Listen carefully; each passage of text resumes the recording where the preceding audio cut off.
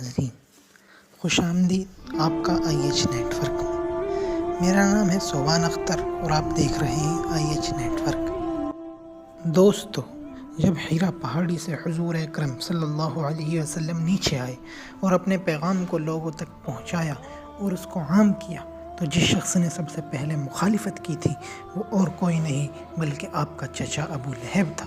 جی ہاں، آئیے جانتے ہیں اسلام کے سب سے بڑے دشمن، حضور اکرم صلی اللہ علیہ وسلم کے سب سے بڑے دشمن اور آپ کے چچا کے بارے میں۔ اس کا اصل نام کیا تھا؟ وہ کیوں آپ سے اتنی دشمنی رکھتا تھا؟ اس کا اصل نام عبد العزیٰ ابن عبد المطلب تھا۔ وہ قریش کے سرداروں میں سے ایک سردار تھا۔ ابو لہب اس کا لقب اس لیے پڑا تھا کہ غصے کے وقت اس کا ہونٹ لال ہو جایا کرتا تھا، اور لہب آگ کے شعلے کو کہتے ہیں، اسی لیے اس کو آگ کے شعلے کا باپ کہا گیا ہے۔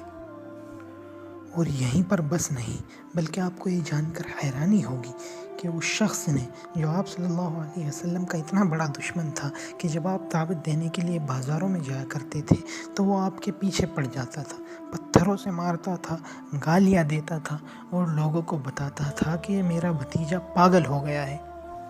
اس شخص نے آپ صلی اللہ علیہ وسلم کی پیدائش پر اپنی خوشی کا اظہار کرتے ہوئے جس باندی نے اس شخص کو یعنی آپ کے چچا ابو لہب کو حضور صلی اللہ علیہ وسلم کے پیدا ہونے کی خبر سنائی تھی، ان کا نام سویبہ تھا۔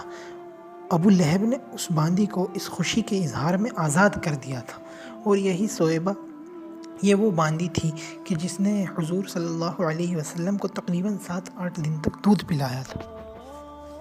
یہیں پر اس کہانی کو ہم اپنی ختم نہیں کر سکتے، بلکہ آپ کو یہ بھی بتانا ضروری ہے کہ اس کے 2 لڑکے عتبہ اور عتیبہ، یہ وہ لڑکے تھے کہ جن سے حضور صلی اللہ علیہ وسلم کی 2 صاحبزادیوں کا نکاح ہوا تھا۔ جب آپ صلی اللہ علیہ وسلم نے اسلام کا پیغام ان لوگوں کو دیا، یعنی قریش کو اپنے نبی ہونے کا بتایا، تو اس شخص نے عتبہ اور عتیبہ کو کہا کہ تم دونوں اپنی دونوں بیویوں کو طلاق دے دو، تو ان دونوں بچوں نے ایسا ہی کیا اور حضور صلی اللہ علیہ وسلم کی 2 صاحبزادیوں کو طلاق دے دی۔ اسی پر بس نہیں، بلکہ اس کی بیوی جمیلہ آپ صلی اللہ علیہ وسلم کی اتنی بڑی دشمن تھی کہ وہ لکڑیاں چن چن کر لاتی تھی اور آپ صلی اللہ علیہ وسلم کے راستوں میں کانٹے بچھاتی تھی، آپ صلی اللہ علیہ وسلم کے اوپر کھال گھیرتی تھی، آپ صلی اللہ علیہ وسلم کے اوپر اوجھڑیاں ڈال دیا کرتی تھی، آپ صلی اللہ علیہ وسلم کے اوپر کوڑا کرکٹ پھینکا کرتی تھی۔ جی ہاں میرے دوستو، جب آپ صلی اللہ علیہ وسلم کوہ صفا پر چڑھ کر سب سے پہلے اپنی دعوت دی تھی، تو اس وقت سب سے پہلے آپ کی مخالفت کرنے والا شخص ابو لہب یعنی آپ کا چچا ہی تھا۔ اس نے کہا تھا تیری بربادی ہو، کیا تو نے اس لیے ہمیں یہاں جمع کیا تھا؟